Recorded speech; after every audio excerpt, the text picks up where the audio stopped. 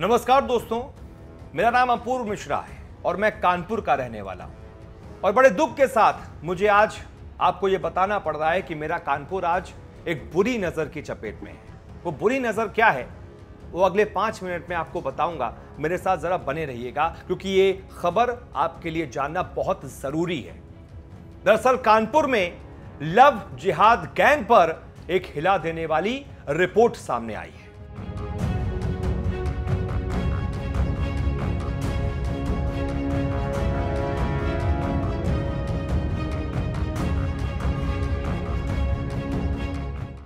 क्या कानपुर लव जिहाद का एपिसेंटर बनता जा रहा है? यह सवाल इसलिए क्योंकि पिछले एक हफ्ते के भीतर कानपुर में लव जिहाद के 9 मामले सामने आ चुके हैं। हालत ऐसी हो गई है कि पुलिस को जांच के लिए एसआईटी बनानी पड़ रही है। लेकिन इससे भी बड़ी खबर यह है कि एक पूरा गैंग एक्टिव है जो लव जिहाद के मामलों को प्रमोट कर रहा है। इनके पास बैंक अकाउंट हैं जिसमें बाकायदा फंडिंग होती है, पैसे भेजे जाते हैं। पुलिस आरोपियों के खाते की एक एक जानकारी निकाल रही है। कब, कहां से कितना पैसा आया, कौन कौन इन्हें फंडिंग करता है, पुलिस पाताल से भी यह डिटेल निकाल लेगी। पुलिस को यह जरूरत क्यों पड़ी, अब जरा इसे समझिए। जब इनकी चोरी पकड़ी गई तो सभी आरोपियों ने पुलिस के सामने बहाना बनाया कि उनकी आर्थिक हालत बहुत खराब है। लेकिन इसके बाद भी कानूनी लड़ाई में आरोपी पैसा पानी की तरह बहा रहे हैं। इसलिए इन आरोपियों की मदद कौन कर रहा है, किसके इशारे पर इनकी फंडिंग होती है, यह पुलिस जानना चाह रही है और पुलिस इसी की तरफ जांच कर भी रही है। अब सवाल है कि यह गिरोह काम कैसे करता है। इस गिरोह का काम करने का जो तरीका है वो बहुत संगठित होता है। इनके रडार पर कमजोर घर की लड़कियां होती हैं या फिर यह गिरोह उन लड़कियों को टारगेट करता है जो आसानी से इनके झांसे में आ जाएं। इसकी खातिर ये सोशल मीडिया या सोशल साइट्स की मदद लेते हैं, जैसे फेसबुक हो गया, इंस्टाग्राम हो गया। पहले ये अपनी मजहबी पहचान छिपाते हैं, नाम बदलकर लड़कियों के कांटेक्ट में आते हैं। ये लड़कियों को बड़े बड़े सपने दिखाते हैं, उनको बड़े बड़े प्रलोभन देते हैं, लालच देते हैं, मीठी मीठी उनसे बातें करते हैं, फिर भोली भाली लड़कियों की हंटिंग करते हैं।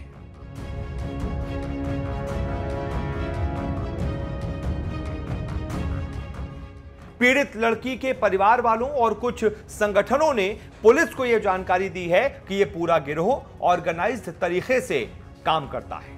यह गिरोह शहर में सक्रिय है जो लड़कियों का ब्रेन वॉश करके उनका धर्म परिवर्तन करवाता है। पकड़े गए लव जिहाद के 5 आरोपियों में से सब एक ही कॉलोनी के रहने वाले मिले हैं। अब आपको बताते हैं कि इसका खुलासा कैसे हुआ। दरअसल शालिनी यादव पहले बर्रा में रहती थी।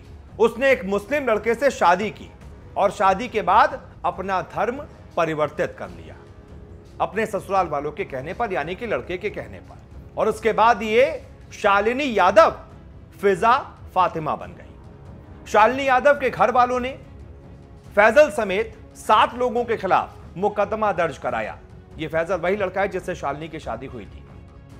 तो फैजल ने इलाहाबाद हाईकोर्ट से लेकर दिल्ली हाईकोर्ट तक महंगे महंगे वकील खड़े कर दिए। जब जांच आगे बढ़ी तो पुलिस भी हैरान रह गई।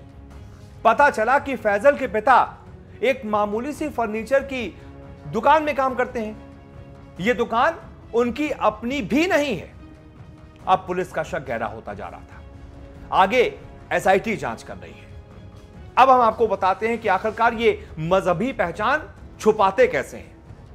दरअसल पनकी में 2 सगी बहनें लव जिहाद का शिकार हुई। मोहसिन खान और आमिर खान ने इन्हें प्रेम जाल में फंसाया। मामला जब खुला तो इन दोनों ने पुलिस के खिलाफ सबसे महंगे वकीलों को खड़ा कर दिया।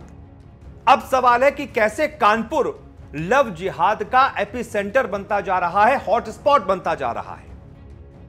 पिछले 2 हफ्तों में यहां लव जिहाद के 9 मामले सामने आ चुके हैं। एक्टिव गैंग काम कर रहा है, लड़कियों को ऐशो आराम और ठाट बाट के सपने दिखाकर झांसे में फंसाता है। पहले तो ये लड़के लड़कियों पर जमकर पैसे उड़ाते हैं, महंगे महंगे रेस्टोरेंट में उन्हें घुमाने ले जाते हैं, महंगी महंगी 4 व्हीलर कारों पर सैर सपाटे करवाते हैं, सिनेमा हॉल में घुमाते हैं, पिकनिक स्पॉट पर ले जाते हैं। लड़कियों की हर महंगे शौक को वो पूरा करते हैं। बाद में लड़कियों का धर्म परिवर्तन करवाकर ये लोग उन्हें अपने झांसे में फंसा लेते हैं। इस मामले में दरअसल ये लोग कानूनी लूप होल्स का भी सहारा लेते हैं, जिससे इन्हें बचने में मदद मिलती है। अब आप सोचेंगे कि कानूनी लूपहोल्स आखिरकार है क्या? तो सिंपल सी बात है, दरअसल कानून यह कहता है कि अगर दो बालिग लोग, लड़का और लड़की, अपनी मर्जी से निकाह करते हैं या शादी करते हैं तो वो वैध होती है। तो ये लोग दरअसल करते क्या है कि ये लोग लड़कियों को इस कदर बुरी तरीके से अपने झांसे में फंसा लेते हैं, उन्हें ऐसे ऐशो आराम के सपने दिखा देते हैं, ऐसी लग्जरी लाइफ के सपने दिखा देते हैं कि जब ये मामला कोर्ट में पहुंचता भी है या पुलिस जांच भी करती है तो ये लड़कियों से कहलवा देते हैं और ये भी बता देते हैं कि एक तो पहली बात कि लड़की की मर्जी से निकाह हुआ था, उसके बाद धर्म परिवर्तन हुआ, और दूसरी बात ये कि दोनों लोग बालिग हैं, तो ऐसे में किसी तीसरे को हमारे निकाह या फिर शादी से क्या दिक्कत है। तो जब कानून ही ये कहता है तो फिर वहीं पर सारी चीजें धरी की धरी रह जाती हैं और ये जो सवाल उठता है कि आखिरकार गलत तरीके से झांसे में फंसाया, धर्म परिवर्तन करा दिया, कहने को तो ये गलत है लेकिन कानून की नजर में तो ये वैध हैं अगर दोनों अपनी मर्जी से और बालिग होकर शादी करते हैं। यही कुछ कानूनी लूपहोल्स हैं जिनका ये लोग फायदा उठाते हैं। और एक और बड़ा खुलासा इस मामले पर यह हुआ है कि इस पूरे गैंग को, लव जिहाद गैंग को फंडिंग जो है वो PFI, popular front of India band संगठन है, जो जिसके ऊपर दिल्ली में जो सीए प्रोटेस्ट हुए थे, जिसमें जो दंगे भी हुए थे, उसमें भी उसका नाम सामने आया था कि उसने पैसे दिए हैं लगभग 2 करोड़ रुपए। ये गैंग जो हिंदुस्तान में प्रतिबंधित संगठन है, इसने लव जिहाद के इन गैंग को फंडिंग की है, ऐसी भी खबर सामने आ रही है। इस पर भी एसआईटी जांच कर रही है और साथ ही साथ सिमी का नाम भी इस पूरे मामले पर आ रहा है कि इन दोनों संगठनों ने लव जिहाद गैंग को फंडिंग की है, पैसे दिए हैं। यानी धीमे धीमे जब इसकी परतें खुलेंगी तो यह बहुत बड़ा मामला भी सामने हो सकता है। सभी एंगल से फिलहाल एसआईटी जांच कर रही है।